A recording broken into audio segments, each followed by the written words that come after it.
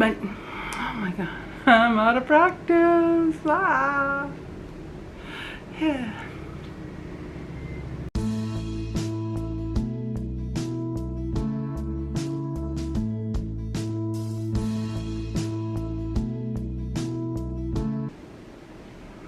Hi everyone, and welcome to episode number 121 of the Karen Knits podcast.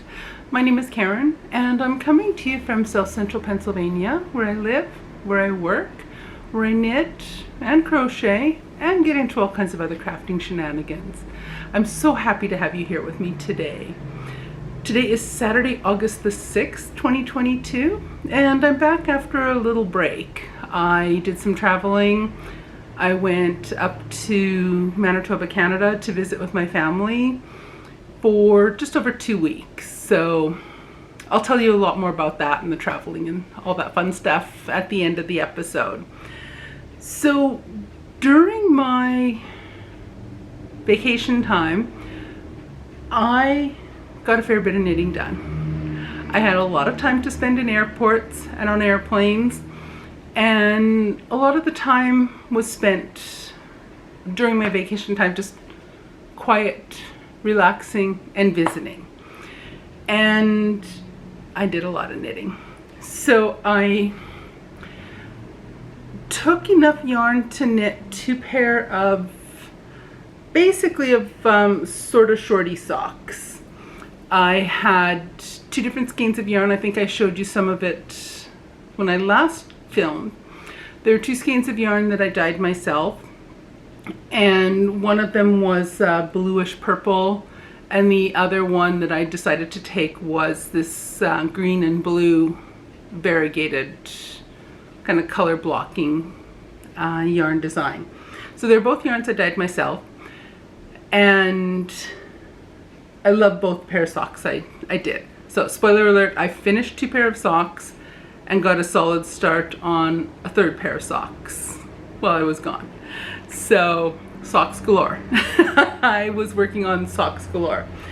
And the first pair I made, I just have to get it onto my sock blocker, so I'll natter while I'm doing this at the same time. Hopefully I can do both at the same time. We shall see. I'm not sure. Anyway, so the first pair I made were just a basic pair of sort of shorty socks. They're just plain vanilla sock, and they don't go very high up the leg. I did them 2 at a time, magic loop, and I worked from the inside and the outside of the cake of yarn for both the vanilla pair and the other pair. So here is the first pair of sort of shorty socks, and this was the bluish purple variegated yarn that I had dyed. I love the way this yarn worked up. I absolutely love it. It's funny, you can see one end of the skein is darker than the other, which I think a lot of people find that can be kind of common in hand-dyed yarns. The one end, the yarn doesn't, or the dye doesn't seem to penetrate as deeply into the cake or the skein of yarn while it's being dyed. But there we have it, the first pair. These are just a plain vanilla. I did cast on 64 stitches for each, and I think I did 15 rounds of 1x1 ribbing. Then I did plain stockinette for 2 or 3, about 3 inches, I guess. Like I say, I don't like a really long leg on my socks just because my calves, my legs are fat. So short socks are always a winner for me.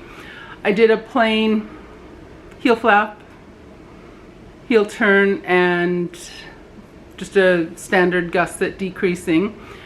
I did the heel flap is done with slip 1, knit 1 all the way across, and then purl all the way back.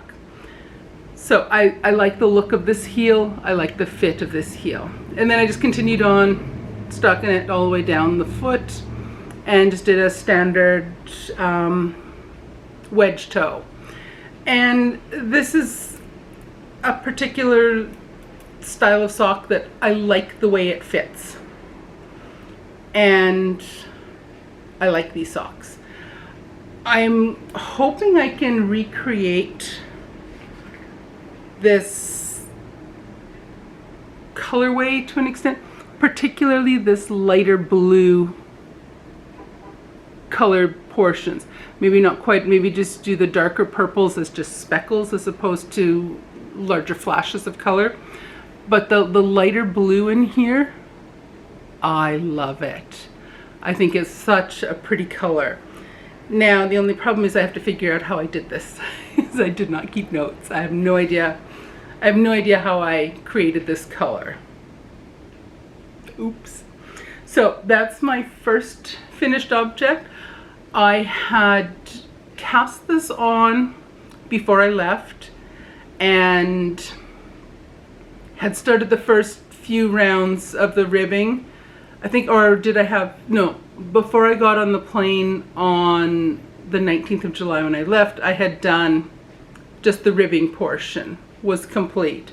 So while I was away, I finished the rest of the socks. So sock number one, or sock pair number one, are my sort of shorty vanilla socks. And again, I don't have a pattern for that. It's just a basic, very basic vanilla sock pattern. The second pair that I worked on while I was away, and I will put these on the blockers in just a second. These are Rye Light by Tin Can Knits. And they have a really pretty pearl bump or pearl garter stitch detail all the way down the front from the cuff down to when you do the toes. And this yarn is also a yarn I dyed myself. It was 2 shades of yarn. The majority of it was just done in 2 shades. It was nothing, not a fancy dye job, is that the right word? It was nothing really fancy when I was dyeing it. I just did roughly half the hank of yarn was done. I dunked in the green, and then about the other half I dunked in the blue and blue dye. So it was roughly half and half. The skein was roughly half and half green and blue. So there we have the second pair of socks that I knit while I was on holidays. And these ones I really like. So again, this is Rye Light. There are 2 versions of it. Rye is done in a heavier weight yarn. I can't remember if it was DK or worsted. Rye Light, the same pattern, but it's done in fingering weight yarn. It's a free pattern on Ravelry, designed by Tin Can Knits. So here's how these turned out. And there is some pooling of colors and flashing of the colors on here, which I'm okay with. I like that. I might be one of the few people on the planet that actually don't mind pooling and flashing yarns on a pair of socks. On maybe a sweater I might not like it as much, but for socks I'm perfectly okay with that. So there we have my second pair of socks that I finished while I was on vacation. And now those were both finished before I was ready to travel back. So I ran into an emergency where I had to locate some more yarn. And the majority of my time was spent at my mom's place out in a rural area. No yarn stores anywhere close to where she lives. So I spent the last couple days before I left, I spent in Winnipeg with my sister. And first we went to Walmart because I thought, well, maybe they might have some sock yarn there. I wasn't particular about what kind of yarn it was. I just needed some kind of sock yarn to have something to work on the airplane. So we looked on, I flew back on the Thursday, the 4th of August. So on Tuesday we went to Walmart first, didn't find anything.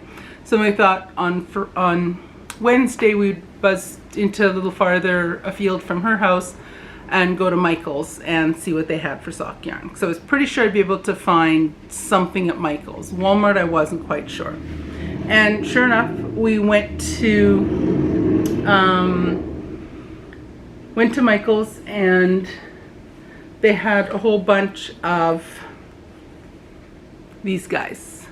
The Patons or Patons, KROY socks. So this is a, what's the mix of yarn, or the mix of fibers on this one? Put my glasses on so I can see what it says. 75% wool, 25% nylon. So 50 gram skeins, 166 yards per skein. So it's a little bit heavier than basic sock yarn, but desperate times called for desperate measures.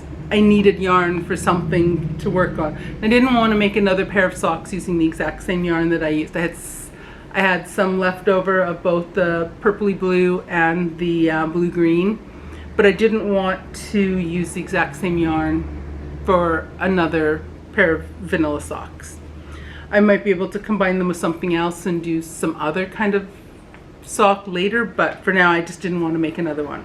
So my sister rescued me. We went to she took me to Michael's so I could get yarn. So I cast on another pair of socks and just another pair of sort of shorty vanilla socks. So I cast them on 2 at a time on magic loop, and I have the legs are done now. I had finished while traveling. I cast it on started on the cuffs at my sister's house on Wednesday afternoon, and then the rest of it I knit while traveling on Thursday. And right now I've got it at the length I like for the leg. Again, sort of shorty. I don't want a really long leg on these. And now I have just started, I've done 4 rows on the heel flap. So I've just started the heel flap and expect that I'll get these ones finished up fairly quickly. The colorway on this one is turquoise stripes was the name of the colorway. I was looking at they had quite a few different colorways, and I like those colors, so I opted for those. And I'm expecting the pair of socks are not going to take too long to make. So those are my socks galore. I also made a little cat toy for my sister's cat because I didn't have any more yarn. I'd finished my socks and I had some of the leftover yarn. So I used some of the green blue yarn and made a little ball. I followed the pattern. It was a crochet pattern. I borrowed one of my sister's crochet hooks for this. It was called Pouncing Balls by Stacy Whitney. And that's a free pattern on Ravelry as well. And it's a very simple pattern. You just start at one end, increase, knit straight or crochet straight for a certain number of rounds, and then decrease. So I made up the ball. We stuffed it with cotton and loaded it up with catnip, which my sister's cat loves. So I'm going to insert a couple pictures here, one with just the little ball itself, the other one with Martin, my sister's cat, checking it out. He loves it. He has 3 other ones that are looking so ratty. I told my sister to let me know how long this ball actually lasts the cat, because he's pretty rough with them. I didn't get it on film, but at one point he had it on the floor. He had both his claws and front paws hanging on to either side of the ball, And then he got the top of it with his teeth and he was just stretching the living daylights out of this thing. So I'm not sure how long it's going to last. He might just chew the living daylights out of it and it'll be done. It might not last long, but he does like it. So it was a hit. So that was all of my knitting, which is quite a bit, just over 2 weeks. I guess it's 3 weeks since I've talked to you last. But yeah, 2 completely finished pair of socks, 1 pair that's almost halfway done, and a little cat toy. Were all the things I made in the last 2 weeks. So I'm happy with that. So I had a really nice trip. The travel portion was long. Both of the days when I traveled northwest, on the Tuesday the 19th of July, it was a long day. I was at the airport at 5:30 in the morning and my flight left at 7 o'clock in the morning. It's a tiny airport, so you don't have to get there super duper early because it's a small airport. It's just doesn't take long to get through and get everything done. So we had gone into town, or stayed at a hotel at beside the airport the night before, and then my husband dropped me off, and then he came back home after I was on the way. But it was a long day, so I flew out of Harrisburg, Pennsylvania, and so I flew from Harrisburg to Chicago. And in Chicago, I had a layover of 7 hours and 45 minutes.